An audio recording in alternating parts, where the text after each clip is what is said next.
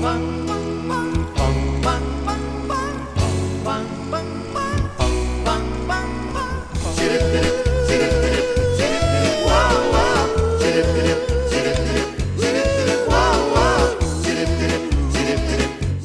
everybody, I'm Rene Ramos, director of the Lynn and Louis Wolfson II Florida Moving Image Archives, and this is Rewind, the show that looks back on Florida's past with historic film and video.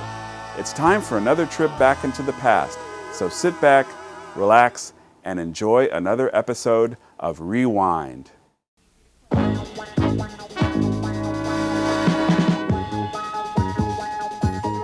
Today would have been Adam Walsh's 7th birthday. What's new with Dade County's $150 million misunderstanding? And two veteran Miami Herald reporters talk about the real Miami, not a pretty picture. This is Montage. Hello, I'm Joe April. Just suppose for a moment you send your 13-year-old down to the nearby supermarket to pick up a loaf of bread. Not an unusual act for any parent. But just suppose he or she doesn't return and is nowhere to be found. What do you do? Well, Ed Odell tells us in this report.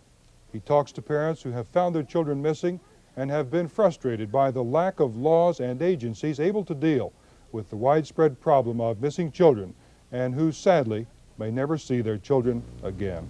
Children, the very essence of mankind's future. They replenish us. They bring us joy even through the pain of their growing years. They ask only in return a cradle of love to contain and help in the development of their fragile minds and bodies. And when but one child is denied that cradle, it is indeed a shattering experience for all the human race.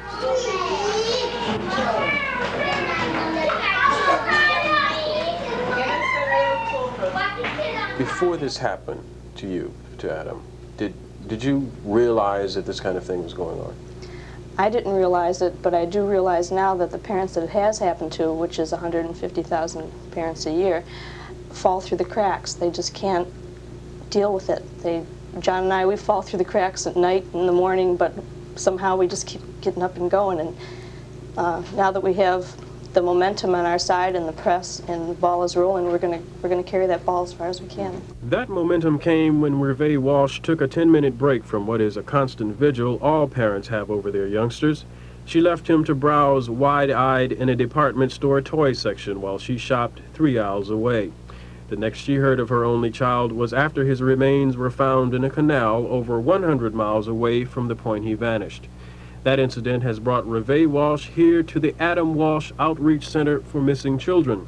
It has also put her in contact with what amounts to a handful of groups across the nation who have one common bond: a child is missing.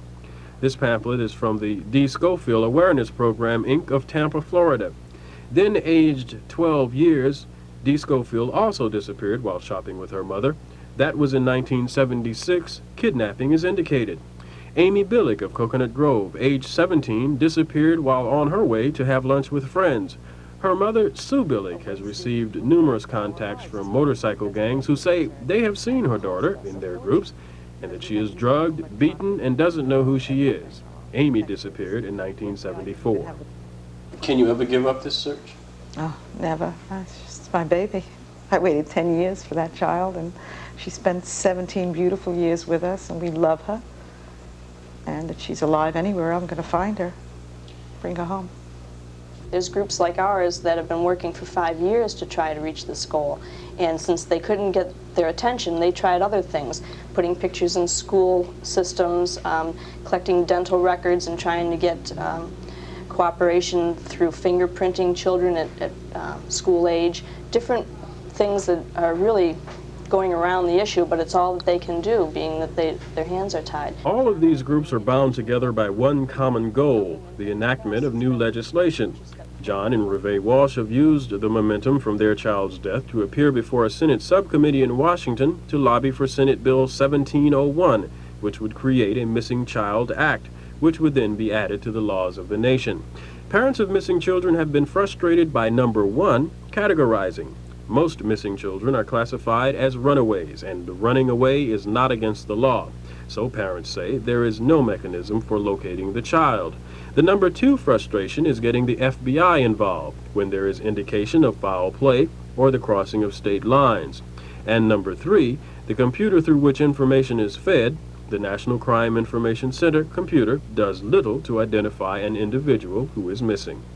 There's one thing common to all parents who call into police agencies to report their children missing. No matter what the circumstances, whether they have been abducted, whether they are runaways, or are just plain missing, those parents feel that immediate official reaction is warranted. Here in Houston, Texas, that immediate reaction is almost guaranteed. Runaway desk, Officer Bishop. Yes, ma'am, this is a runaway desk. May I help you, please? Houston's police department is the model agency for groups like the Adam Walsh Foundation. Houston also categorizes missing children. Children 11 to 17 are considered as runaways, those 10 and under as missing. But the bottom line here is they treat both in the same manner. Basically, I think it all boils down to one thing, is that the child is out on his own and needs to be found, or needs to be located, even though the child is not physically found. Needs to be located, whether it's through a runaway hotline or through some of the other social organizations. We know the child is all right. The child's not a victim of foul play. Houston had 6,438 runaways in 1980. The department has 7 officers and a sergeant working the cases and uses a pen map to attempt to locate patterns, if any develop. Contrast that with the Dade Public Safety Department's Missing Persons Department, consisting of 2 officers and a secretary. Houston has knowledge of the whereabouts of each one of its cases in 1980. Dade County, with less than half the cases, cannot account for 5 during the same time period. I deal with Julie Pates quite a bit, who's a well-known woman from New York. She's been testifying in front of the Senate subcommittee. She's been looking for her 6-year-old, who is now 9, who was 6 when he disappeared. I didn't know what to do for 2 weeks, and that seemed like a lifetime. I can't imagine what this woman's going through. Not knowing what has happened to their offspring is the horror that confronts the parents of the missing child. A graphic indication of this frustration can be seen in the 1,500 offices of the medical examiner around the country who wind up having to bury unidentified bodies in pauper graves. The new legislation being pushed by groups like the Adam Walsh Outreach Center proposes that some network be set up with the medical examiners and that supporting information such as fingerprints and dental records be provided for their identification purposes. The new legislation also calls for a federal organization to be charged with locating the missing child and to act as a clearinghouse for statistics on just how many children are out there, because no one really knows. There's a lot of little children buried somewhere in John Doe graves whose parents are still looking and still will never know. And not knowing where your child is at bedtime, it's a pretty hard thing to accept. And there's a lot of illegal things going on with children that you don't want to imagine could be happening to your child. So I think I'd rather know. I'm sure I would. So would Julie Pates and all the other mothers. Before any legislation is passed on this subject, there needs to be a tremendous increase in public awareness of the problem. Just count how many hours of the day you don't have your eyes on your child. It could very well happen to any of us, or worse, it could happen to our children. When it was first announced nearly 5 years ago, it sounded almost too good to be true, turning garbage into electricity and dollars. Well, now Dade's garbage processing plant is finished, and it may indeed be too good to be true. Here's Diana Gonzalez-DeRuthi with more.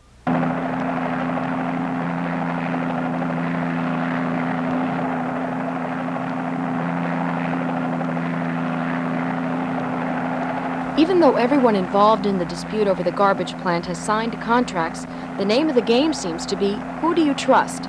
The players are Dade County and the designer-builder of the plant, Parsons & Whittemore Incorporated. Parsons & Whittemore, a private New York-based company, has built and operated over 50 pulp and paper plants all over the world. Now, in light of rising oil prices, the company says it can turn garbage into gold by burning garbage instead of oil to generate cheap electricity.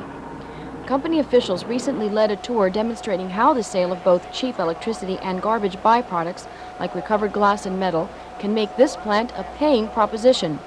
But despite the fact that Parsons and Whittemore told us it can make money with garbage, the company reported last year that it could lose as much as $40 million over the first 20 years of operations. That is, if they had to follow the original contract. In the contract, Dade County agreed to pay the company a total of $12.50 to process a ton of garbage. But Parsons and Whittemore says rising costs make that price a losing proposition for them. Assistant to the Dade County manager, Dennis Carter, says upping the price too much would be unfair to the taxpayer. I'm not saying that the county would not be amenable if it came down to a final settlement of paying an additional $1 or $2 a ton if it would settle the matter. But the point is, nobody really knows at this particular point what that plant's going to cost to operate. But if we're looking in excess of $20 a ton for a combined debt service and dumping charge, then we're talking about more than the industry is paying anywhere else. And I don't see how the county commission could ever agree to such a type payment. The commissioners were alarmed to hear the company report that it might lose $40 million. The commissioners feared that the company might give up on the project and leave them with a white elephant. As a result, the county tried unsuccessfully to sue the company for intention to violate the contract. After that, differences of opinion about whether the plant was finished added fuel to the fire. At this point, Dade County has not paid Parsons and Whittemore a dime. So Parsons and Whittemore refuses to process any garbage.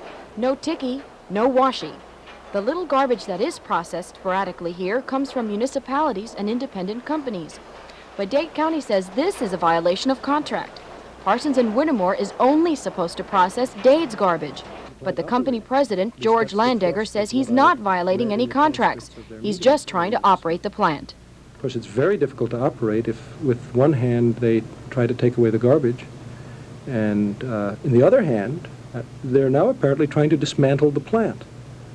I was very surprised to see County Attorney Ginsburg's comments on October 6th that 100% success in the arbitration would be the dismantling of the plant. Dismantling millions of dollars worth of construction before it is hardly used? Landegger is referring to on-the-record remarks made recently by county officials about the possible outcome of the dispute. But Dennis Carter explains that dismantling the plant is Parsons and Whittemore's choice if the company doesn't want to live up to the contract. Well, if it proved to be too expensive and it was far in excess of the going rate within the industry, number one, they would not be within their contract provisions. They would be in default of contract, and it would be up to them as to whether they would operate at a loss or dismantle the plant. To complicate matters, there is another game going on called I Want More. Florida Power and Light Corporation so far refuses to buy any excess electricity from the company. That's mainly because Parsons and Whittemore says a recent change in federal law entitles them to a better deal. But of course, FP&L would rather stick to the original agreement, which is more profitable to them. But all of this time spent in dispute is making Parsons and Whittemore a loser financially. The company is shelling out a bundle each month, mostly to pay off interest on money borrowed to build the plant. So if you're not running a plant at capacity, and you got a lot of people here and overhead, you obviously can't make it pay. All I'm doing here is losing money, $100,000 a day. Every day this plant sits like this, we're losing $100,000 a day, most of which is interest.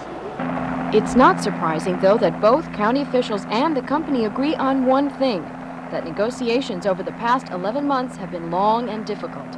Landegger says his company has tried everything. Even his aging mother, Lena Landegger, came down from Connecticut to lead the talks for a while. She is 74 years old, and she had never seen anything like this in those 74 years, so she decided, since she owns the company, to come down and participate, indeed lead the discussions herself. She is an extremely disappointed and very frustrated lady at this time. She never has seen anything, at least so she tells me, quite like the experiences she had here, where people questioned her good faith every 5 minutes. During the negotiations this summer, Parsons and Whittemore bought large newspaper advertisements to make public their own viewpoint.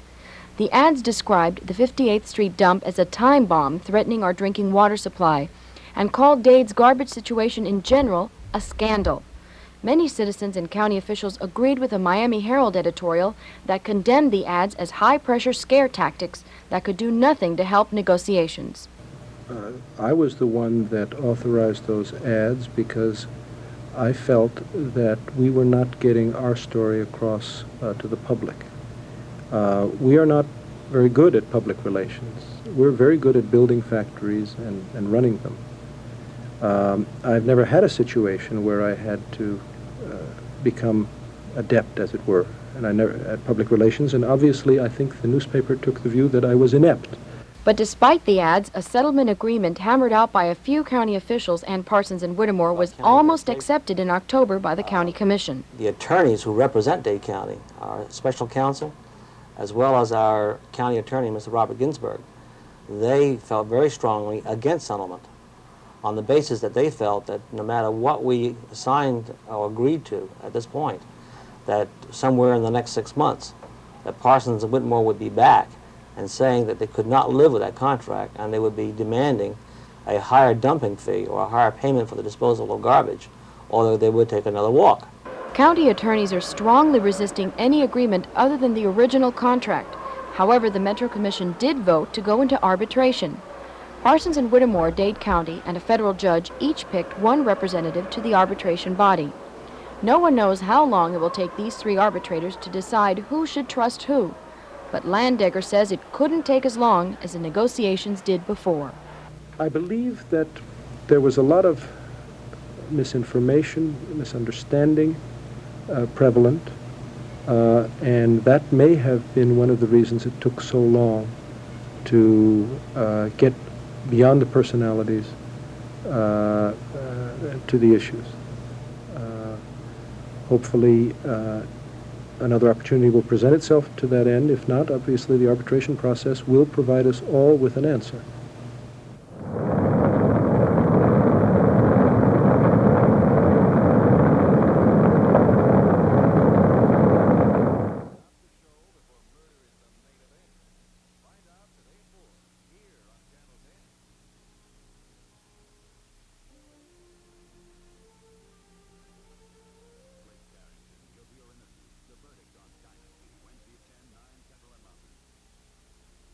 Miami-Dade College has career paths in anything you want to be. What's your story? Be global. Be cutting edge. Be inventive. Be investigative. Be a hero. What do you want to be? Be the best. Be you. Be MDC. Now we're going to talk about something tonight that you're sick and tired of hearing about, but I think from this perspective this evening you're going to find it worthwhile to pay attention to and try and understand. We're going to talk about this book, first of all, called Powder Burn, which is by two Miami Herald reporters, William Montalbano and Carl Hyacin. Essentially the book is about something, as I said, people are really at least tired of hearing about: murder, mayhem, drug trafficking in South Florida. But we've been talking here before the camera started that the novel is really about something more important than just that torrid scene that we were living out. What really is the point of doing a book about what's happening in South Florida, Bill? Well, I think what we were trying to show, Joe, is that when the problem of drugs becomes so ingrained in the society as it is here, it almost becomes a given, and it begins to reach to levels that no one anticipates. And so what we have written is a story of a man like any of us who is suddenly caught up in a furor and a violence that he does not expect, does not understand, and does not know how to deal with. And I think increasingly what we find in this particular city is that however one would like to avoid the drug world is there. And so we don't talk so much about drugs, but rather the impact of drugs on the society, about people in pizza parlors who are suddenly witnesses or perhaps even victims. Yeah. Carl, you spend literally most of your life immersed, or have in the last few months, living with DEA agents, going on raids and so forth. You must be depressed. Yeah, it's not something you generally end up talking about over dinner, mainly because of the we talked a little bit about the pessimism and the cynicism that grows on all of us, not only in the newspaper business, but the policemen as well, who have to be out on the streets and see how pervasive it is. What we tried to do in Powder Burn is to bring a scenario, a fictionalized scenario, to the readers based on actual episodes in Miami. And when you're out there and you see what goes on, it suddenly hits you that no fiction you can dream up is any stranger or more awesome than the truth right now. And the truth is that Miami has become the Casablanca of dope traffic in this hemisphere. Millionaires are made overnight. They are also, many of them, killed overnight. And the people that are out there on the streets and on the edge of it, most of us that only have to read about it in the morning over our cereal and coffee, don't get the full force of it. But when you're out there and you see just that it's everywhere, it really gives you pause, and that's the effect that it had on me. Well, I have that feeling that those of us in the media, but particularly guys like you who spend more of a concentrated amount of time in the drug traffic, must have a feeling that the average person, while they read the Herald and see Channel 4 News and they see there's a lot of problems, I have a feeling, but you tell me if you agree, don't really understand the depth of what the illicit drug traffic has done already to this society. Do you agree with that? Yeah, I do. I think, Bill, you agree with that, that we tend to think of it as a them, as all dopers being them, as the banks that are handling their money being a separate, not our bank, certainly. Someone else's bank must be taking care of all that cash. Our car dealer wouldn't be selling them all the big limousines and the fancy... Would my friendly realtor sell a house to a 23-year-old kid for $200,000 cash? Not my realtor. Yeah, of course what you're saying is they're all in on it. Certainly. No, they're not all in on it, but they're certainly willing to profit. I have never met one that's turned down a sale. Well, now, I've asked people about that, realtors, and I say, gee, what would you do? And they have a very good response. They say, well, cash is cash. I mean, what am I supposed to do? That is a very good response. I'm sorry, we don't accept cash? That is a very good response, and I guess what do you do if a federal agent or a state drug agent comes to you and asks questions about that? Do you cooperate, or do you respect your client's privacy to the extent that you give him the benefit of the doubt that even though he's 23 years old and has no visible means of support and has $200,000 in a shoebox, that he probably sold a lot of magazine subscriptions or something and is doing very well for himself? $1 a pound for newspapers. Bill, the point is, if cash is cash, then let's not also be hypocritical and deplore the existence of the drugs in the society, because there they are. And what is the constructive way of dealing with? Well, there isn't one. Well, perhaps the legalization, we talked about that for a minute. I've almost come to think that that's the only answer. It's obvious, I think, that we're not going to be able to spend the kind of money that would be required to defeat the current setup. There is there's nothing to suggest that any of the very valiant attempts by some very courageous people to control drugs has done anything to restrict the supply. Nothing whatsoever. That's an incredible observation. And number one. Number two, if you were to move to legalize marijuana, I think cocaine is probably another bag, but if you were to move to legalize marijuana, the people who would oppose it the strongest are the ones who smuggle it today. Because they lose their great profit. Absolutely. That's absolutely true. If there was a referendum mounted in the state of Florida today to legalize it, let's not use the word legalize because we'll have them falling out of their chairs. Let's say decriminalize, because that's a nice buzzword. Even if that were mentioned seriously and where there was some serious political support for that, the other side, the people that would oppose that, would find their coffers lined magnificently from donations from otherwise upstanding people who have a very vested interest, and those are the bad guys. And I don't mean blue jean types who hang out in bars all day. I mean people who hold respectable jobs who are investing heavily in, for instance, the marijuana operations. They will certainly have an interest in keeping that illegal. That's where the profit is. The outlook seems bleak. Can you, either of you, tell me it's not bleak? He's the optimist. No, I'm the optimist, and I think it's virtually hopeless unless some absolutely radical rethinking is done on the part of our policymakers in Washington. As I said to you, I said we would have a much different national drug policy if the Colombian so-called cocaine cowboys were shooting each other on Pennsylvania Avenue instead of Biscayne Boulevard.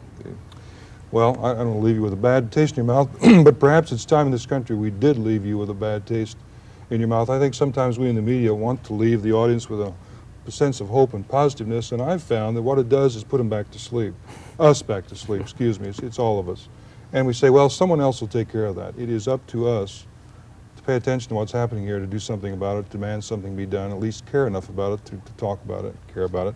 Maybe this book, again, I'll show it to you, it's called Powder Burn, will be a small tool in doing that. It's a good read, and unfortunately, it's more truth than fiction. Carl Hyacin, William Montalbano, thanks very much. Thank you, Joe. Wake up now. We'll be right back.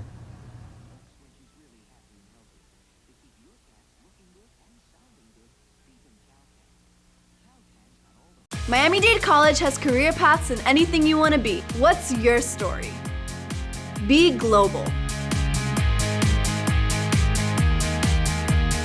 Be cutting edge. Be inventive. Be investigative. Be a hero. What do you want to be? Be the best. Be you. Be MDC. Saturday, what you saw instead was a debate between Miami mayoral candidates Maurice Ferre and Manolo Roboso. We at Channel 4, of course, were very pleased to provide this important service to the voters of Miami, and the stories that we promised for Montage last week will be on Montage next week. At that time, we'll take you to the almost ready-to-open Metro Zoo for a preview of this magnificent new showcase, and also a behind-the-scenes look at the important scientific work done at the zoo. We'll also have a report on job training programs sponsored by private industry, and I'll talk with actor Peter Falk. That's our Montage for this week. I'm Joe Averill.